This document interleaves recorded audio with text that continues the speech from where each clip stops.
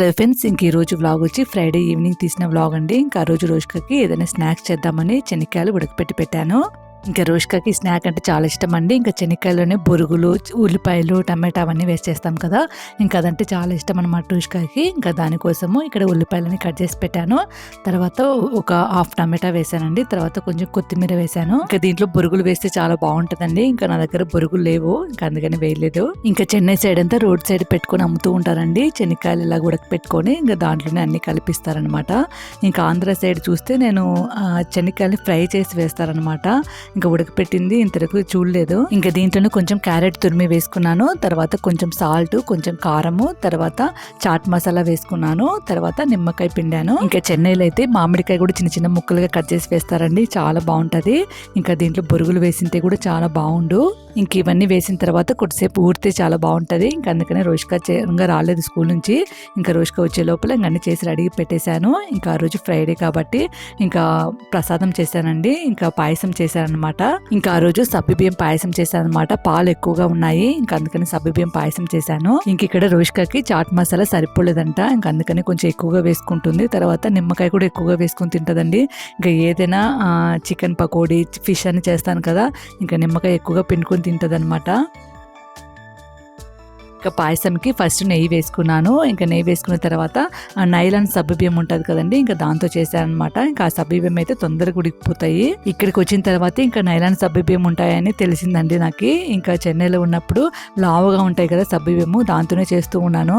ఇంకా ఆ రోజు సబ్బిబియ్యం పాయసము సింపుల్ గా చేశానండి. ఇంకా ఫస్ట్ నెయ్యిలో సబ్బిబియ్యంని బాగా ఫ్రై చేసుకున్నాను. ఫ్రై చేసుకున్న తర్వాత పాలల్లోనే ఉడకపెట్టాను అనమాట. ఇంకా పాలు పోసి ఉడకపెట్టాను. ఇంకా ఉడికిన తర్వాత ఇంకా లాస్ట్ లో చక్కెర కలిపాను. ఇంకా జీడిపప్పు, బాదం పప్పు అవన్నీ ఏం లేవన్నమాట. ఇంకా అవన్నీ రోష్కాకి పౌడర్ చేసి పెట్టేశాను.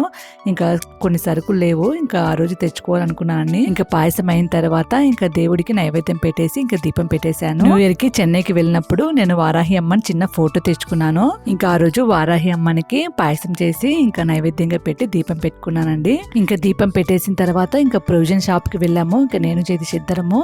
ఇంకా కొన్ని సరుకులు లేవండి, ఇంకా అవన్నీ తెచ్చుకున్నాను.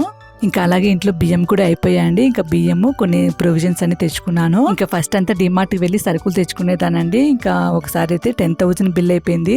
ఇంకా సరుకులు తర్వాత స్నాక్స్ అన్ని కలిపి 10,000 అయిందనమాట. ఇంకా ఆ బిల్లుని చూసి షాక్ అయినా అనమాట. ఇంకా పెళ్ళైనప్పటి నుంచి ఇంత బిల్లు వచ్చిందే లేదు సరుకులకి. ఇంకా అందుకని అప్పటి నుంచి ఇంకా డిమార్ట్కే వెళ్ళడం లేదు. ఇంకా ఏమన్నా కావాలంటే ఇంటి పక్కన సరుకు షాప్ ఉంటుంది కదా, ఇంకా అక్కడ తెచ్చుకుంటున్నాను. ఇంకా ఆ రోజు స్నాక్స్ కూడా ఉన్నాయన్నమాట. ఇంకా స్నాక్స్ సరుకులు కలిసి 10,000 అయిందండి, చాలా ఎక్కువ అనమాట.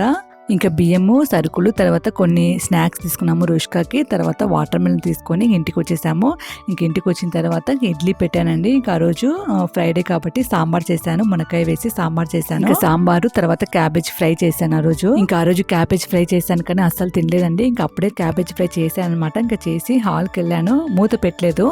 ఇంకా పైనుంచి అద్దము వంట రూమ్ లో పైన అద్దం పెట్టారండి. ఇంకా అద్దం కింద పడి ఇరిగిపోయింది అనమాట. ఇరిగిపోయి ఇంకా ఆ ప్లాట్ఫామ్ పైన అంతా పడింది అనమాట. ఇంకా అద్దం ముక్కలు, చిన్న చిన్న ముక్కలన్నీ పడింది. ఇంకా అందుకని క్యాబేజీలు కూడా పడి ఉంటుందని ఇంకా తినలేదన్నమాట. ఇంకా అది అట్లే పడేశాను.